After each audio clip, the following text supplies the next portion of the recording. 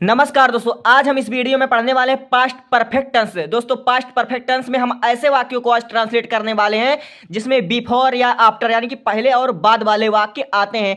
For example, मेरे आने से पहले उसने खाना खा लिया था, या फिर पुलिस के आने से पहले चोर भाग चुका था। ऐसे ऐसे वाक्यों का आज हम लोग ट्रांसलेट करने वाले हैं इस वीडियो में।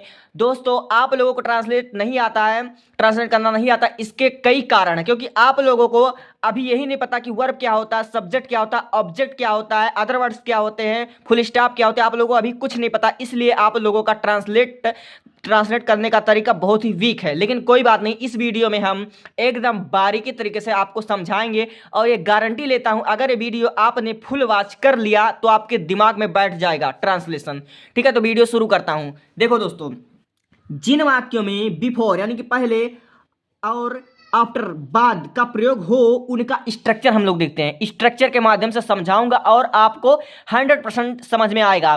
देखिए दोस्तों, बिफोर का स्ट्रक्चर, ठीक है। फॉर एग्जांपल, अगर हम लोग ले लें कि पुलिस के आने से पहले चोर भाग चुका था, तो इन वाक्यों को ट्रांसलेट करने के लिए हम कौन से स्ट्रक्चर का इस्तेमाल करेंगे? इस वाले स्ट्रक्चर का हम लोग इस्तेमाल करेंगे। ठीक है, इसको स्ट्रक्चर समझना बहुत बहुत बहुत जरूरी है। तो देखो, यह स्ट्रक्चर कहता क्या है और इसको हम एग्जांपल के माध्यम से समझाएंगे। दोस्तों, इस वीडियो को गलती से भी स्किप करने की गलती मत करने लेना। ठीक है, देखो, subject plus had plus verb का third form plus object plus before plus subject plus verb का सेकंड फॉर्म प्लस ऑब्जेक्ट। ठीक है, तो हम इन स्ट्रक्चर को जब हमने स्टडी किया तो आप लोग भी कंफ्यूज होंगे कि यहाँ सब्जेक्ट है, फिर एक बार सब्जेक्ट आ गया, यानी कि दो दो बार सब्जेक्ट कैसे आ सकते हैं। देखो दोस्तों, ये जो स्ट्रक्चर है यह ऐसे वाक्यों के लिए जिनमें दो कार्य हों। ठीक है, जिनमें दो कार्यों का होना पाया जाता हो। एक वह कार्य जो पहले समाप्त हो चुका है और वह कार्य जो बाद में हो रहा था।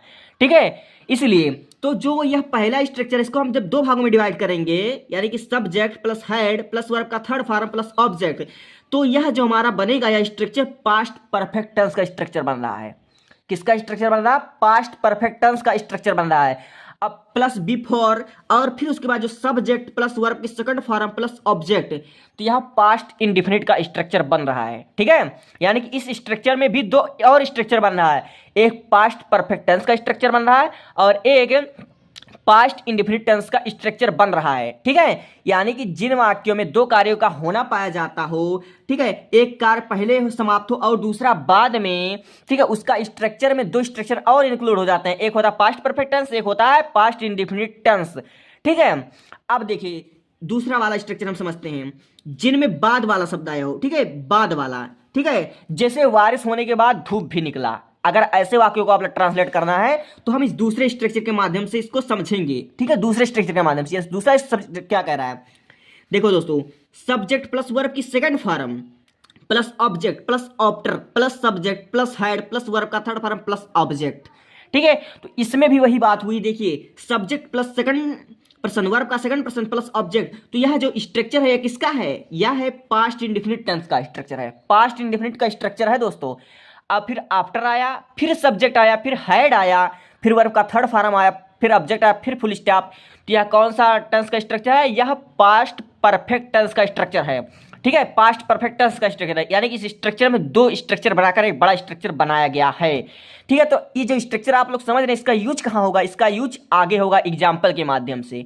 ठीक है, अब देखो, जिन वाक्यों में, ठीक है, इन वाक्यों में कार्यों का होना पाया जाता है, दो कार्यों का होना पाया जाता है। एक वह कार्य जो पहले समाप्त हो जाता है और दूसरा जो बाद में होता है।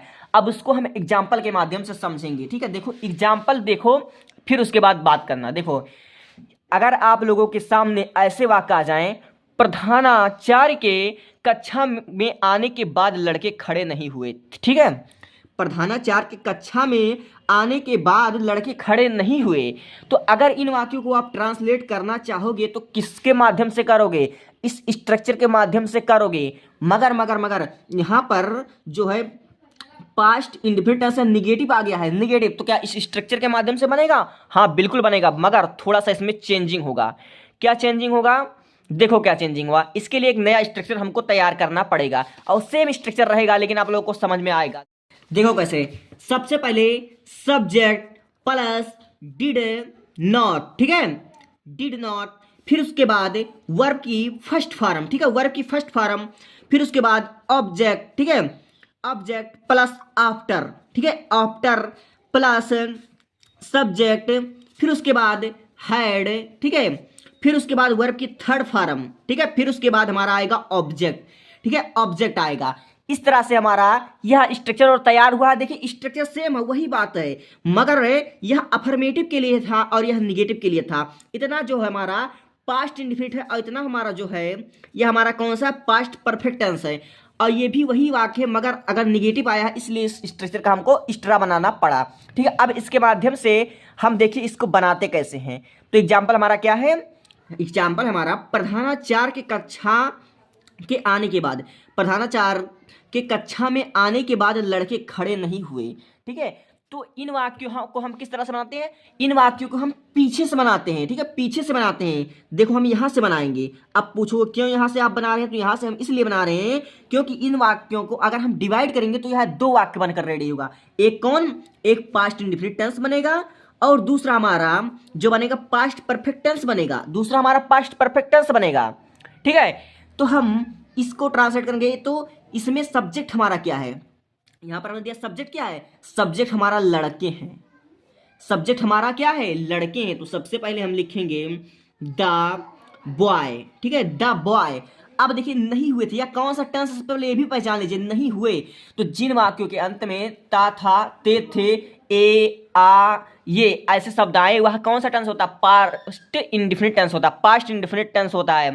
ठीक है, और नेगेटिव का स्ट्रक्चर हम यहाँ पर डिड नॉट लगाएंगे। क्या लगाएंगे, डिड नॉट। अब खड़े होने का क्या होगा, स्टैंड अप, स्टैंड अप होगा, वह जो कि फर्स्ट फॉर्म ही लगेगी, स्टैंड अप। अब फिर उसके बाद इसका स्ट्रक्चर हम बनाएंगे आफ्टर। ठीक है, आफ्टर आने के बाद, आफ्टर। फिर उसके बाद देखिए, फिर उसके बाद सब्जेक्ट आया है। क्या आया है, सब्जेक्ट। तो किसका सब्जेक्ट, प्रधानाचार्य का सब्जेक्ट। तो द प्रिंसिपल, PRINCIPAL, प्रिंसिपल।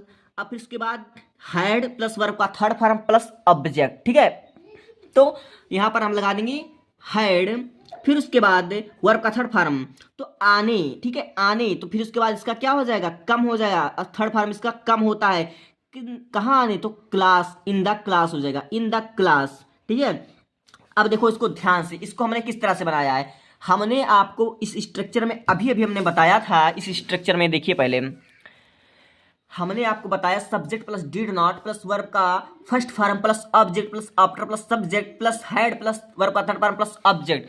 तो इसमें एक एक को समझिए। प्रधानाचार्य जी के कक्षा में आने से पहले लड़के खड़े नहीं होते।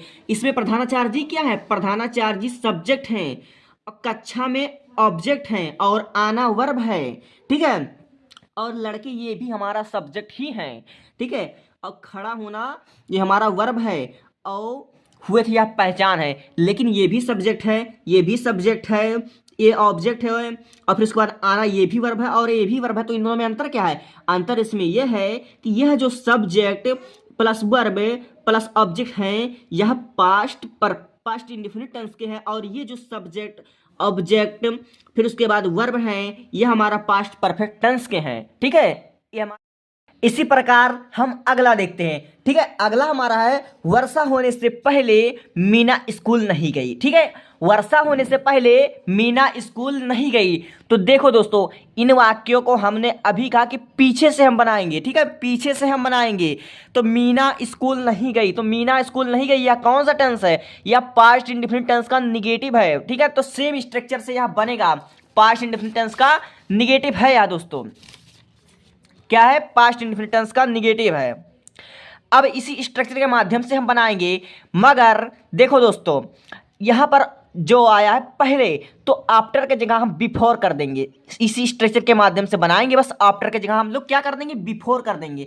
आफ्टर के जगह हम लोग बिफोर कर देंगे, हमारा बड़ी ही आसानी से बन जाएगा। तो देखो इसी स्ट्रक्चर को मैं आपके आंखों के सामने बनाता हूँ। पिछला वाला जो मैंने बताया ये वाला, इसमें आपको शायद स्ट्रक्चर नहीं दिखा अच्छे से, मैंने दोबारा स्वाद करके वीडियो देखा है। तो देखो मीना स्कूल नहीं गई, हम पीछे से बनाना, तो इसमें सबसे पहले सब्जेक्ट क्या है, मीना है।